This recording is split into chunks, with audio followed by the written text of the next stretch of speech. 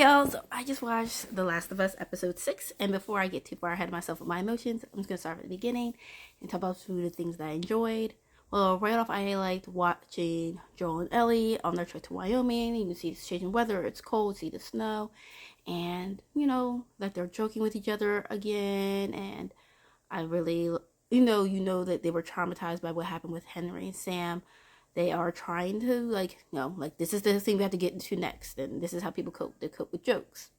And when Ellie talks about how she was concerned if her blood, her immunity would actually work because it didn't work with what she did with Sam, those concerns, those are real. So I appreciate her voice. This reading right here was the thing that I was waiting for, especially with Joel and Tommy talking about, their fears and how Tommy has tried to push forward in his life, and Joel's just in this fear, this constant fear, because he's recognized he's getting older. He doesn't have the abilities that he used to do. But something that I do think was a missed opportunity was that, we have Gabriel Luna, who is Mexican, and we have Pedro, who is Chilean.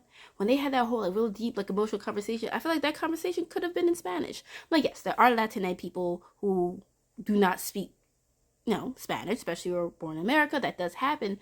But I would have liked to have seen that, because maybe, I don't know, in my mind, I think in their life that's been going on, maybe they haven't had that opportunity to speak their native tongue because they aren't around other Latina people, and then being together in that height of emotion, I think that would have made sense for that to come out. But that was just me, and I think that could have been a really beautiful scene to have been in Spanish.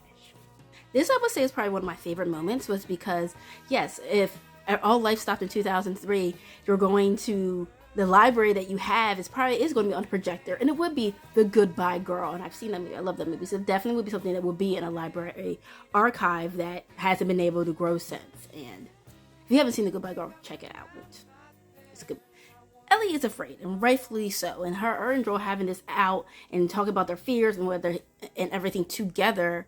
And in the end, him deciding, oh, I am going to come with you. This is your choice. He's just like, no, I want you. You're the person who helps me feel safe. But he needs to admit that she's the thing that makes him feel afraid. So, yes.